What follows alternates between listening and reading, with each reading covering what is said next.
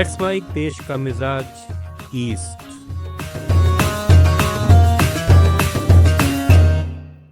ये है let's mic Morton radio और आप सुन रहे हैं पूर्वी भारत की खबरें। पश्चिम बंगाल में नई सरकार के शपथ ग्रहण समारोह की तैयारियां शुरू हो गई हैं। पार्टी सूत्रों के अनुसार गृह मंत्री अमित शाह कोलकाता पहुंच रहे हैं। वे नवनिर्वाचित भाजपा विधायकों के साथ बैठक के बाद भाजपा विधायक दल के नेता के नाम की घोषणा कर सकते हैं। शपथ ग्रहण समारोह इसके तुरंत बाद होने की संभावना है। सूत्रों के अनुसार विधायक दल के नेता पद के लिए शुवेंदु अधिकारी का नाम लगभग तय माना जा रहा है। इस बीच बंगाल सरकार के अधीन विभिन्न पदों पर कार्यरत सेवानिवृत्त अधिकारियों को आज से कार्यालय आने से रोक दिया गया है। इनमें अधिकतर भारतीय प्रशासनिक सेवा के सेवानिवृत्त अधिकारी शामिल हैं। लोक भवन के निर्देशों के अनुसार सभी विभागों के सचिवों ने मौखिक रूप से इस निर्देश का पालन करने की सूचना दी है।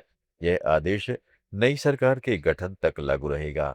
इस बीच मुख्यमंत्री कार्यालय नवन्ना के सूत्रों ने पुष्टि की है कि प्रशासन के कई सलाहकारों ने अपने पद से इस्तीफा दे दिया है। पश्चिम बंगाल के मुख्य चुनाव अधिकारी मनोज कुमार अग्रवाल ने कहा, राज्यपाल को हम चुनाव आयोग की अधिसूचना दे आए हैं। अल्पा में पुनर्मतदान होगा। अन्य 293 सीटों पर कौन जीता है उनकी सूची हमने राज्यपाल को दे दी है। वे अब नई विधानसभा का गठन करेंगे। पश्चिम बंगाल की मुख्यमंत्री ममता बनर्जी के इस्तीफे से इनकार करने पर उन्होंने कहा, उससे इलेक्शन कमीशन ऑफ इंडिया का कोई लेना देना नहीं है। यह मुख्यमंत्री, राज्यपाल, राष्ट्रपति के बीच की बात है। हम इस पर टिप्पणी नहीं करेंगे। आपको भाई हमने बोल तो दिया गवर्नर साहब को। हम लोग नोटिफिकेशन ऑफ इलेक्शन कमीशन दिया है, जिसमें आपके 294 में 293 सीट्स का जो इलेक्शन संपन्न हुआ है। एक फाल्टा का तो आपका रिपोल होगा 21 तारीख को। 293 सीट्स में कौन कौन जीता है 293 सीट्स में, वो उसकी लिस्ट दे दिया। नई असेंबली कॉन्स्टिट्यूट करेंगे ऑनरेबल गवर्नर। बंगाल के संदेश खाली इलाके में देर रात हिंसा भड़क उठी। वहां पेट्रोलिंग के दौरान पुलिस और केंद्रीय सुरक्षा बलों की टीम पर अचानक हमला कर दिया गया। हमले में 5 सुरक्षाकर्मी घायल हो गए।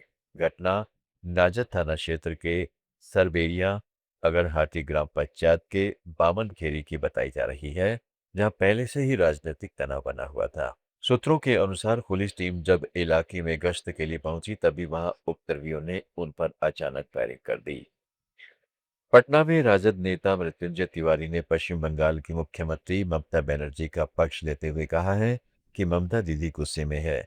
उनको बंगाल की जनता ने वोट दिया, लेकिन सत्ता भाजपा को मिल गई। इससे वे आक्रोशित हैं। वो पूरी मजबूती के साथ भाजपा के खिलाफ चुनाव लड़ी हैं। अगर गलत चीजों का पुरजोर तरीके से प्रतिकार नहीं किया जाएगा तो फिर लोकतंत्र का क्या मतलब है। एसआईआर के माध्यम से हर जगह यह खेल चल रहा है। इंडिया गठबंधन मजबूती से ममता दीदी के साथ खड़ा है। देखिए, ममता दीदी गुस्से में है।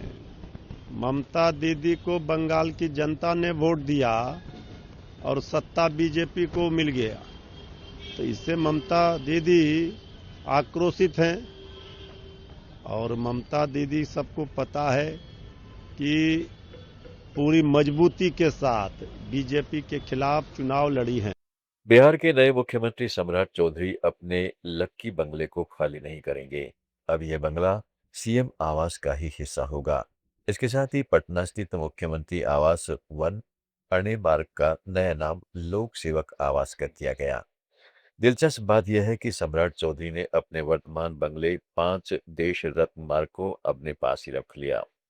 भवन निर्माण विभाग ने इस बंगले को मुख्य आवास का विस्तारित हिस्सा घोषित कर दिया। इस फैसले के बाद अब मुख्यमंत्री का आधिकारिक परिसर करीब 10 एकड़ का हो गया है, जिसमें अत्याधुनिक सुविधाओं से लेकर सियासी लक्की फैक्टर तक सब शामिल हैं। छत्तीसगढ़ हाईकोर्ट की एक खंडपीठ ने मुख्य सचिव को 13 मई को अगली सुनवाई से पहले प्लास्टिक प्रतिबंध के कार्यान्वयन के संबंध में व्यक्तिगत हल्फनामा दाखिल करने का निर्देश दिया है। पीठ में मुख्य न्यायाधीश रमेश सिन्हा और जस्टिस रविंद्र कुमार अग्रवाल शामिल थे। यह आदेश पर्यावरण कार्यकर्ता नितिन सिंघवी द्वारा दायर जनहित याचिका की सुनवाई के दौरान दिया गया। पश्चिम बंगाल, उड़ीसा, छत्तीसगढ़, झारखंड और बिहार की ताज़ा खबरों के इस डेली बुलेटिन को रोजाना सुनने के लिए डाउनलोड करें लेट्स माइक ऐप। जुड़े रहिए लेट्स माइक के साथ।